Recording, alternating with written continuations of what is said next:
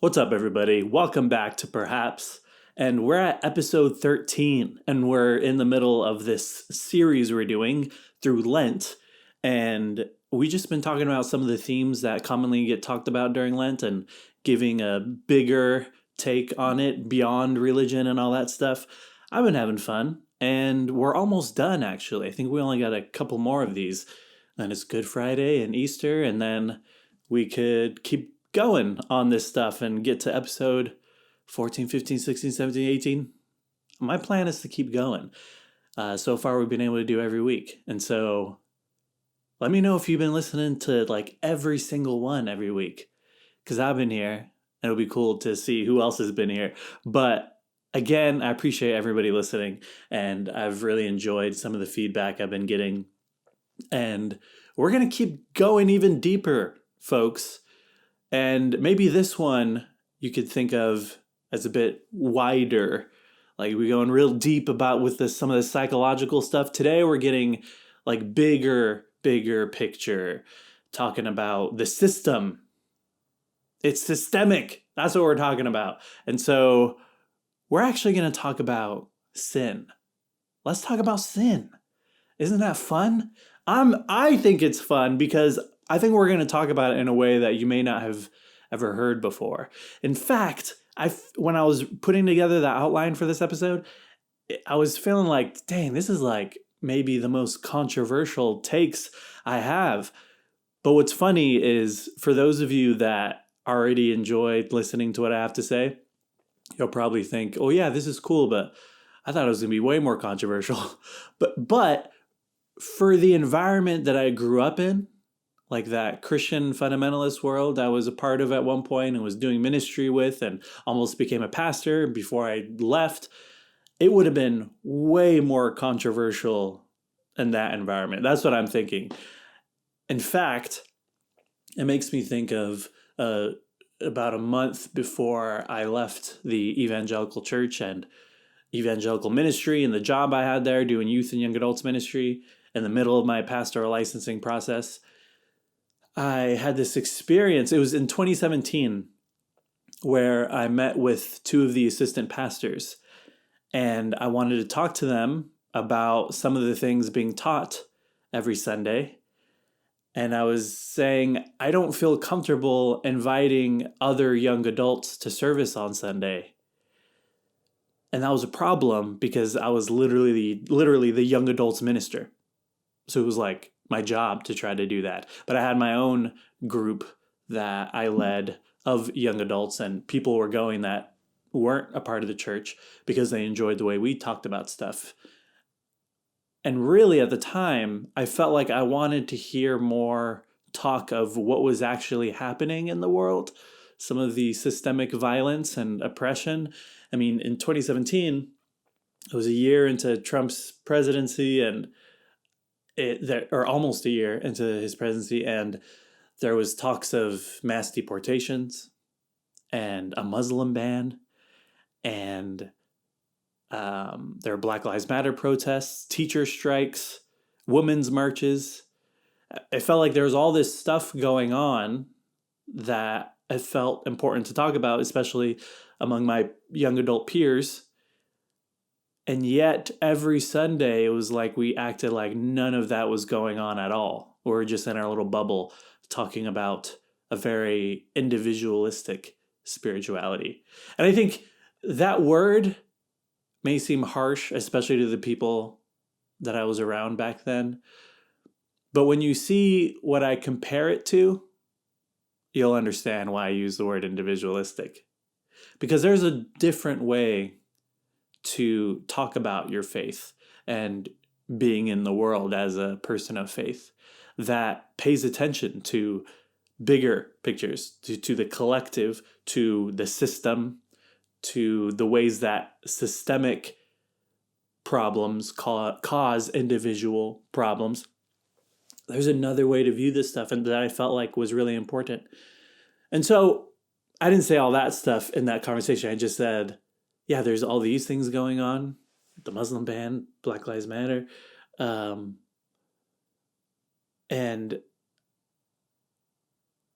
one of them responded to me saying, I don't think there's as many people thinking about that stuff as you think there is. And in that moment, it was like, internally, it was just like, whoa, a big shift of like, yeah, we're definitely not on the same page. This isn't going to work. And so that was one of the red flags that led me to leave like a month later. But I felt called by God, by Jesus, toward a bigger faith, that it was able to address all these other things going on in the world. And what's funny, I actually told that story. I got this book behind me that I wrote and put out in 2022, The God Who Riots. I told that story in the very beginning of the book. And I think it was the beginning of the introduction or something, or chapter one of those. But what's funny is the reason I put that in the beginning of the book was to show a contrast between I was in this environment where this is the way that systemic problems were talked about, but here's another way to be a person of faith and a Jesus follower and follow the radical Jesus who addressed systemic issues. But what's funny is some people wrote reviews of the book, and a lot of them put that story in there, but framed it as if this was my way of like getting back at those people. Or like I wrote it in response to those people who didn't want to have that conversation. Or that's what inspired me to write the book, was that conversation. But nah, that it was just me trying to show a contrast between two different faith environments. But also, I'm pretty sure a lot of these reviewers only read like the beginning and then skim through the rest. So I'm pretty sure that's why I kept coming across these published reviews that seem to only mention that story and a part of the end. It's like, just read the beginning and the end. But yeah, I just thought it was funny. But again, I tell this story in this podcast episode to show a contrast of the different ways this stuff can be talked about. Because I want to talk about systemic sin. And I feel like in a lot of faith communities, they never get that big picture. But what they don't realize is by staying on the conversation of individual sin, they miss entirely like what can actually help people through their struggles when they ignore systemic sin. Now, before we get to the systemic part, let me just say my definition of sin. And when I say my definition, it's not just something I'm pulling out of my ass. It's through my own study of the Bible and a lot of different theology I've read over the years from very different perspectives, and also some of my own experience and conversations and my own journey. I feel really confident in defining sin as destructive behavior. Destructive, meaning like to destroy, to hurt, to harm, to tear someone down, but it also includes self-destructive behavior. Tearing your own self down, ruining your own self. And that word behavior is important too, because we're talking about actions. Destructive behavior. And I think it makes a lot of sense in contrast to a creative God. So much of the Bible is about this, God's creativity. It starts with God's creativity. And yet, there is this desire to tear down and to use power over others for your own gain, and to exploit and oppress and destroy entire communities. And so throughout the Bible, whenever God has this wrath against sin, it's always collective. I mean, there's times where it's individual, but when it is individual, it usually has a lot to do with how it's affecting the collective. And even you commonly see whenever God gets into these wrathful prophecies, these wrathful warnings, it's often to do with the way that this community is treating this other community, or leaving communities that are marginalized out of the greater community. Not like you often see, not he's criticizing people for, or God is criticizing people for not taking care of the poor, not taking care of the widows and the orphans and the foreigner or the immigrants. And so when we're able to like see it through that lens, everything starts to look a bit different. And so through this lens of like sin as destructive behavior, and through this lens that sin can be systemic, let's think a bit bigger and think about what are the ways that systemic destructiveness can cause individual destructiveness. And now, I really don't want any of you to misinterpret me as I talk about this. I'm not trying to excuse individual destructiveness. Not at all. Rather, I'm trying to get deeper to the root cause of individual destructiveness so that we can do something about it.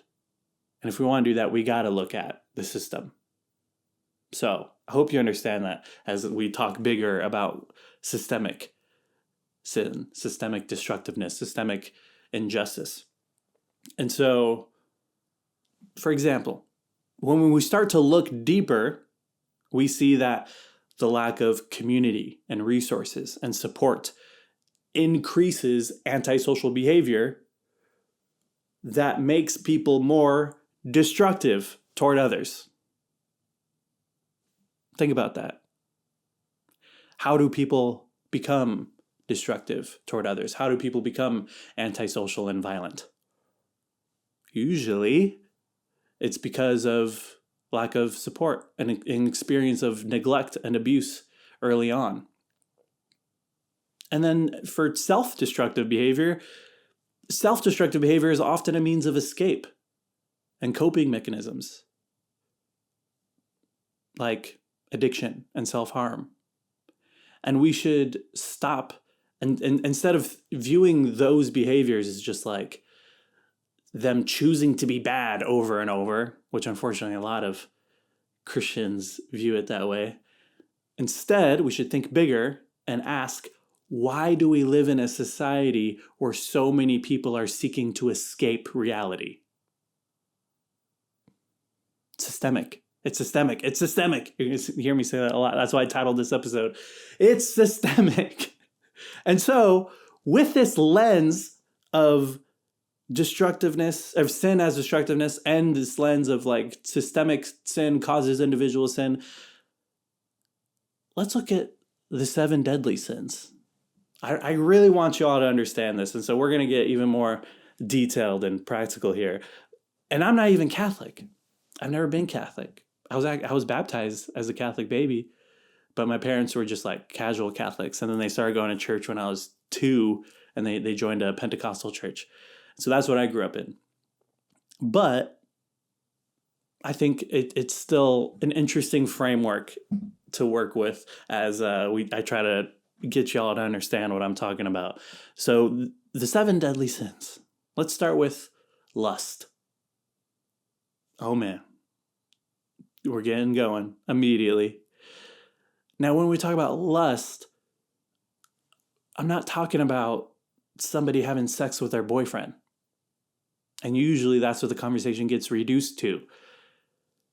This is about sexual objectification and exploitation and dehumanization. Can you see that from a systemic level and how that can cause individual versions of that?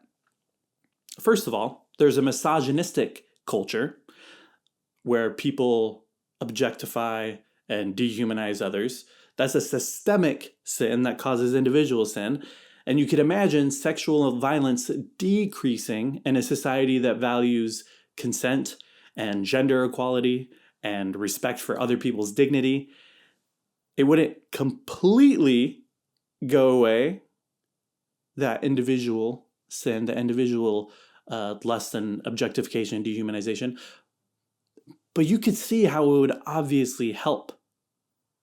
And when it comes to sexual abusers, as individuals committing individual sin, this also isn't just an individual thing. Oftentimes we see there's a lack of early preventative intervention in their lives. People who become sexual abusers often grew up in an abusive household and had a lack of community support and resources that could have saved them early on. Abused people often become abusive people. Not all the time, of course, but when we look at the lives of very abusive people, we see a pattern, and you start to wonder what caused this, what could have prevented it. But then there are people who aren't, who become sexual abusers or other kinds of abusers who didn't grow up in abusive households. But we also see cases where there's a genetic disposition that screws with people's minds that can make them more violent against others. And again, there are things that can be done, early preventative interventions, such as better healthcare and more healthcare workers that are able to catch these things. And also like greater community care, like the increasingly individualistic culture we live in, where people feel like they have to take care of themselves and themselves only and have no help from the community or the government. So many of those early warning signs that result in people becoming abusive and result in children later becoming abusive is completely missed. But if there was more community support, people, first off, would have an easier time raising children. And second of all, there would be more people to notice those warning signs. And with better healthcare, free healthcare is what we need, and more healthcare workers, they would be able to put in the preventative measures, such as counseling and help with increasing social behavior and teaching empathy and different values, alternative to a misogynistic culture. It's like there are things in place, systemic inadequacies that result in an inadequacy in someone's childhood that makes it harder and results in potentially antisocial behavior. I'm trying to get y'all to stretch out here, because especially some of these individual sins are so awful that it's hard to even see these people as humans, to think bigger for a second and realize before this person created and this great evil in abusing others, there was already evil done to them in their past. And one of those forms of evil is a lack of systemic support. You get what I'm saying? Hopefully you realize, like, again, I feel like I need to continue to clarify. I'm not trying to excuse any individual evil or sin or destructiveness, not at all. But if we want to do something about it, we need to think bigger. Let's move on. Gluttony, next deadly sin. Gluttony. It's just funny, like gluttony, you imagine someone just like filling themselves like that. I mean, I think that's just a very small, surfacey understanding of gluttony. But even the way we say it just feels like, oh, glut, glut. And it goes down to your stomach when you say it. Gluttony. But it isn't about just eating too much every once in a while. Not at all. We're talking about an excessive overconsumption that can be destructive to the gluttonous person. And of course, this isn't just about food. Not at all. This is also about needing all the latest technology, needing to constantly be pleasured by every little thing, and the ways that can screw with your mind and expectations and the way you treat yourself and the way you see others is simply someone that is just there to pleasure you. Like that, I think that all of that falls under gluttony too. It's about excessive overconsumption. That could be destructive to the gluttonous person, but also destructive to other people who are working in extremely exploitative conditions to build and ship the products that feed our overconsumption. Like the products being mined in the Congo to create our latest laptops and iPhones. Or the child slaves who are getting the cocoa that go into our coffee.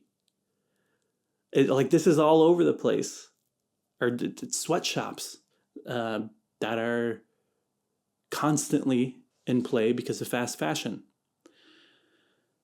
Can you see how this is bigger? And can you also see how a systemic demand for constant production and overconsumption can create that individual demand as well for constant consumption? It's it's there to take and take and take. And that creates that same attitude in an individual. Can you see how if we changed on a systemic level our consumption patterns and our constant production patterns and the ways that we exploit other parts of the world to constantly produce products, can you see how that would change the individual as well that buys the products? Think bigger, people. Let's move on. Greed. Deadly sin of greed. Now, I'm sure you already could get a feel of where I'm going to go with this. We're not talking about wishing you had more money to make it easier to support your family or to make your life less stressful. So many... It frustrates me the way that some of these sins are talked about in so many churches today that make it so individual and make people feel so much shame for wanting a better life or a different life or not being able to control themselves in a society that screws them over again and again and again. That makes people feel like, oh, you want money? Oh, you're constantly thinking about money? That's because you don't trust God. Or that's because you're just greedy. Or that's because you're just full of yourself and don't care about what really matters. And they're saying that to the faces of people who are constantly thinking about money because they're in poverty. Or they're thinking about all the situations in their lives that would be so much easier if they had extra money. Their car breaking down, things in their house breaking, their kid wanting to go on a field trip, but they can't afford to pay the money that costs way more than it used to cost us when I was a kid and went on a field trip. Or being able to pay for things when they come up. Pay for your kid to go to school. Pay for yourself to go to school. Pay for a life where you're not constantly stressing about money problems. That's why a lot of these people are thinking so much about money in those pews, not because they're greedy. No, so we're not talking about that when we talk about greed. We're talking about an economic system that puts profit over people and profits off of people to make the rich richer and the poor poorer. That's greed. That's what we're talking about with greed. Well, what about individual greed? What about stealing? That's something that comes up a lot when people try to have basic debates about sin or ethics. It's what about stealing? That one comes up a lot because that one is a very clear, direct harm, or someone has a thing and then someone else takes that thing away. It's and now that the person who got thieved on, I don't know the term, is worse off now. And so what about that? That seems to be a big individual problem. Well, think about it. Why do people steal? Most of the time, it's because they can't afford it. All this shoplifting going on and all these like glass, what do you call it? These glass walls or plastic walls they're putting over so many products in supermarkets these days. Those are often on things that people actually need, like baby formula and diapers, and or on electronics. But people steal electronics so they could sell it because they need the money. That's what often happens. And so, of course, and yeah, and I don't want anybody to be like, "What about this person? What about that person?" But you got to be honest and think about what's the bigger case here, because of course this isn't going to get rid of all. If we change the system and get rid of all individual issues, but you can tell the ways that it would have a major effect. And so, and then also you think of like scammers, those people who are texting your grandma of like, "Hey, I'm in another country. I need money to to get on a plane. Please help me, grandma." That's so sad. Or people hack your Facebook.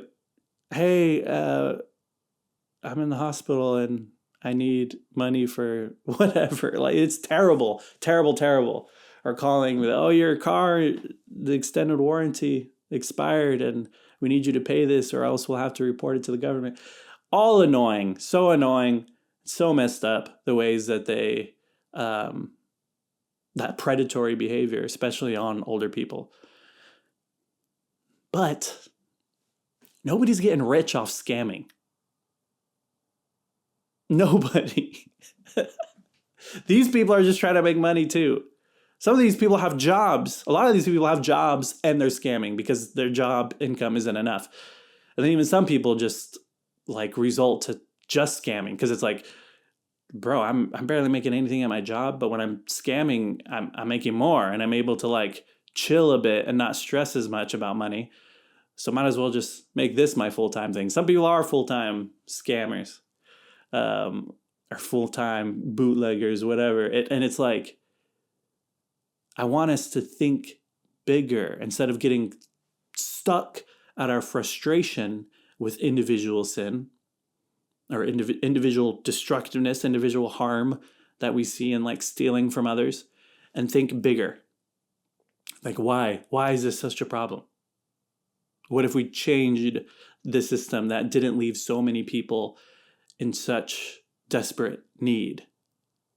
That would have an effect on people stealing from others. The systemic sin causes the individual sin, which leads us into envy, another deadly sin. And again, I think my point is pretty similar. People want what others have because they don't have enough. Often.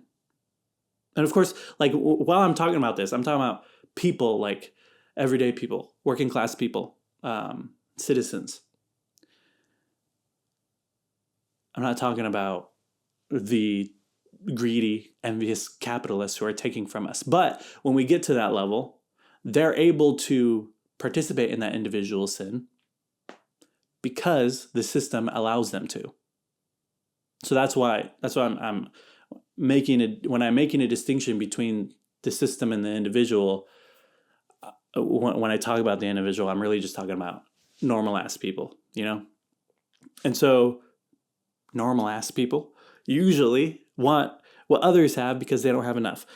And a system that takes and takes and takes from us and from the rest of the world, of course, is going to inspire us to act in the same exact way. Of course. Systemic sin causes individual sin. Let's move on. Sloth. Not the animal, the sin. And this one too, oh my God, is the way it's so misinterpreted by so many pastors in the ways that sloth is talked about. Like people just resting, being accused of sloth, or just not doing enough for the church, not doing enough for the community, not being all that they can be. And just that overwhelming pressure can really confuse a lot of people. But we're not talking about having lazy days, my friends. We're talking about carelessness and neglect in the face of injustice. And we live in an extremely careless and neglectful system that makes people struggle so much that the only thing they can process is taking care of their own needs. That's how a careless system makes people careless about others. That's how systemic sloth causes individual sloth. You get it, people? We're talking about carelessness. Oh my goodness. I mean, even Revelation, that sin that verse that gets used a lot of like about being lukewarm. I don't remember the exact verse right now, but John of Patmos is writing to one of the churches, and it's to that church that he accuses them of being lukewarm and ignoring the needs of others. And yet that verse gets preached a lot as like, oh, you're going to church, but you're also listening to secular music? Oh man, you're lukewarm. You're worshiping God on Sunday and smoking weed on Saturday? Oh, you're just lukewarm.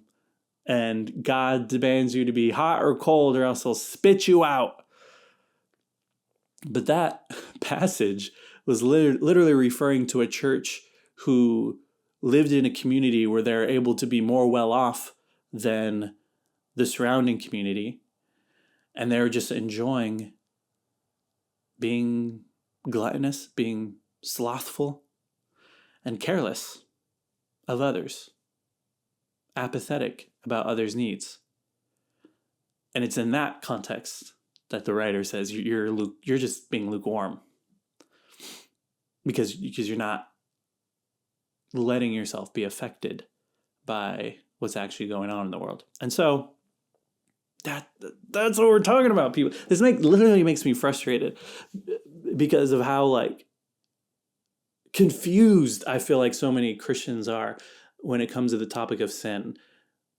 And that's also why I say like this stuff is controversial, because I think some people, one reason it could be controversial is some people could hear me say all this about systemic sin and think that I'm saying individual sin doesn't matter. That's not what I'm saying. I'm trying to say like if we want to do something about individual sin, we need to think bigger. But another reason it could be controversial is because some people just have their entire understanding of sin completely backwards. Like that's why the systemic dimension is important here. Because if you don't have the systemic part of the conversation, it's not that you have a minimized version of the concept of sin. You can have a completely backwards understanding of sin where you have no idea what the hell you're talking about because you're not thinking bigger and talking about the system. Let's move on. Wrath. Now, we're not talking about just getting irritated by your coworkers. Okay? We're talking about violence. And we live in a government that is extremely violent through things like the military, police, prisons, poverty, lack of health care, lack of housing, increasing lack of resources that we're seeing with Elon and Doge and all that stuff right now, increasingly getting rid of government programs that help people. That's violent. So violent that when we lose these resources, it literally leads to death. And yet, our government has the nerve to criticize us citizens for acting violently. Don't believe any politician that tells you, don't act violent, people. This isn't what America is. That's the line you need to see as a huge red flag. Like, oh, this person is bullshitting. America is very violent and is constantly violent toward its citizens. So, of course, systemic wrath and violence causes individual wrath and violence. And you might say, well, what about the really bad violent people? like serial killers. My point on this is similar to the one about sexual abusers. So many people who become serial killers have a very troubled, abusive, neglectful childhood that leads them in that direction. Leads them to develop antisocial behaviors that become worse and worse until they become violent. And again, some people are also born with genetic dispositions that make them more antisocial since they're very young, and makes it hard to be empathetic with others since they're young, even if they have a stable childhood. But if there was more community support for people raising kids, and if there was better healthcare and more healthcare workers, more available healthcare resources, preventative measures would do a better job. Again, I'm not saying it would get rid of everything, but you could see how it would have an effect. You can see how someone whose antisocial dispositions would lead them potentially to violence, you could see how the track of their life would look so different if they had different resources growing up. Instead, so many of them grow up in violent households, also in a violent country with a violent government and a violent economic system, capitalism. Of course, that's going to exacerbate their antisocial behaviors and make it more likely to lead to more and more violence. This is what I'm talking about when I say systemic sin causes individual sin. Last one. Last deadly sin. Pride. You already know. I'm sure.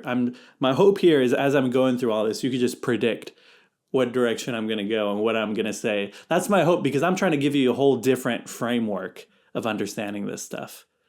Like, this is a framework I've had for a long time. And when I decided I'm going to talk about sin today, I was able to put this together pretty quickly, because once you have this lens, it's easy to just point this lens at all kinds of issues on the individual level and on the systemic level and see the ways that they're all connected. And that's what I'm hoping to do in my work in general. All my work, in my podcast, and my books, and my little posts, my videos. I'm trying to give y'all a framework to think bigger and see these different connections in politics and spirituality and even a bit of psychology in ways that so many people don't ever talk about because they're just so stuck on the individual level. So let's talk about pride. We're not talking about thinking you're better than your irritating coworker. We're talking about supremacy thinking. And we live in a very supremacist country. Like I'm talking about with race, nationality, gender, sexuality. This is what we see, especially in the increasing white nationalism today. They're constantly talking about how white American culture is superior to other cultures, and they use that thinking to justify violence against other cultures, or at least taking of resources from people of other cultures, which results in violence. And that, of course, results in individuals who are motivated by that supremacist thinking that they get from the system. It leads to them being individually violent against people they think they're better than. Like, think of the ways that people get that way of thinking. It doesn't just come out of nowhere. Systemic pride causes individual pride.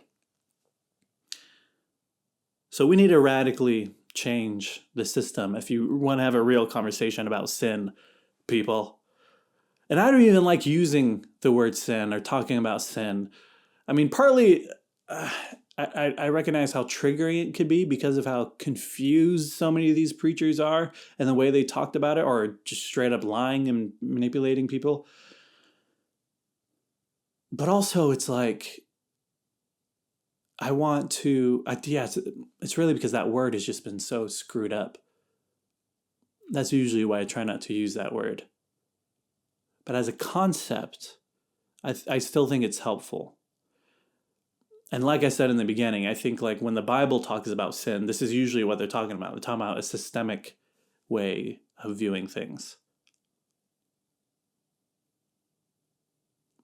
And if we were to transform the system in a way that rids us of all these systemic sins, the individual version of all these sins would still be there, for sure.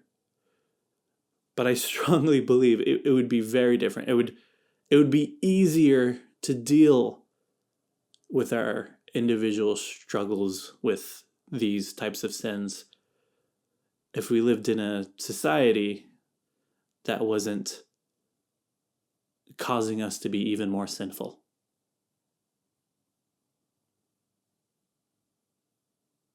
It would be so different. And so that's what I'm concerned about. I'm sure you all have realized this if you've been listening to me for a while now, is I'm not the type of guy to rail on people's individual wrongs. I recognize that we need a massive systemic change to address a lot of these individual wrongs. And I'll end with this. This is really important, people.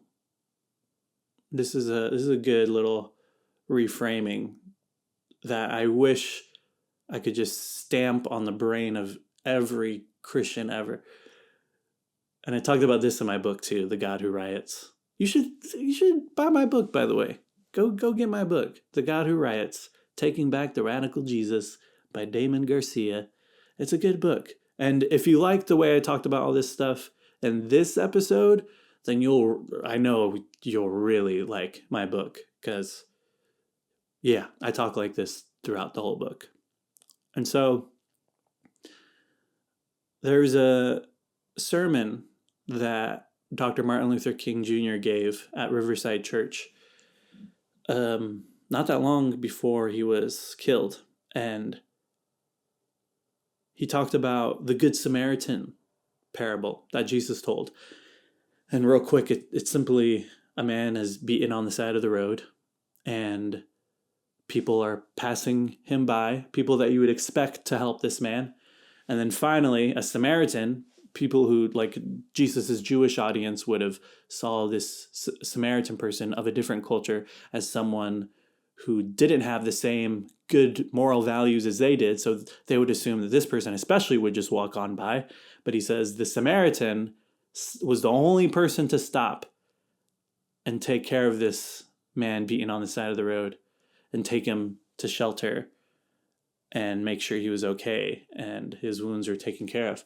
And Jesus tells this in the context of like them asking, who is my neighbor that I must love? And so that story today often gets used as a way of saying like, be like, the purpose of the story was to get you to stop, get the audience to stop being discriminatory toward other people.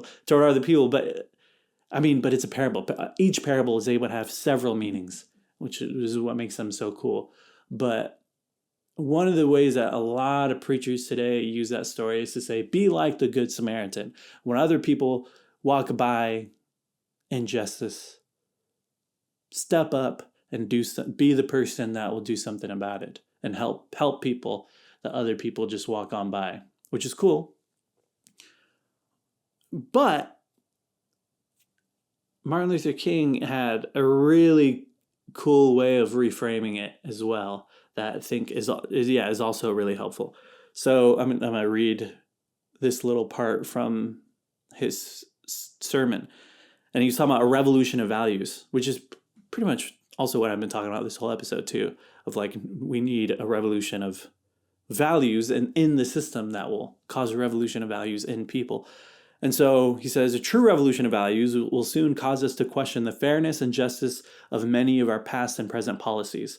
On the one hand, we are called to play the Good Samaritan on life's roadside, like what we were talking about, like being the good guy to stop and help somebody. But then he says, but that will only be an initial act. One day, we must come to see that the whole Jericho road must be transformed so that men and women will not be constantly beaten and robbed as they make their journey on life's highway. Like, do you get that? Like, it's cool, stop and help the person beaten on the side of the road. But eventually we got to question, why do so many people keep getting beaten and left on the side of the road? Like, there's an issue here with this part of the city, this road, where people keep getting beaten and robbed. Let's ask the bigger systemic question. What is the problem causing that? Instead of just being stuck only on, just be the good person, help that person, that individual. Like, if we're going to talk about individual and systemic sin, let's talk about individual and systemic solutions as well. So then he goes on to say, true compassion is more than flinging a coin to a beggar. It comes to see that an edifice which produces beggars needs restructuring. Preach. It's not just about flinging a coin to a beggar. It's about asking, why does this system keep producing so many beggars that need money, that need help? That's what I'm trying to get you to reframe here. And I hope I did a good job. Thank you for listening to this episode. We got a couple more Lent episodes. Let me know in the comments what you think. Leave a review on Apple and Spotify and all that stuff. And I'll see you next week. Bye-bye.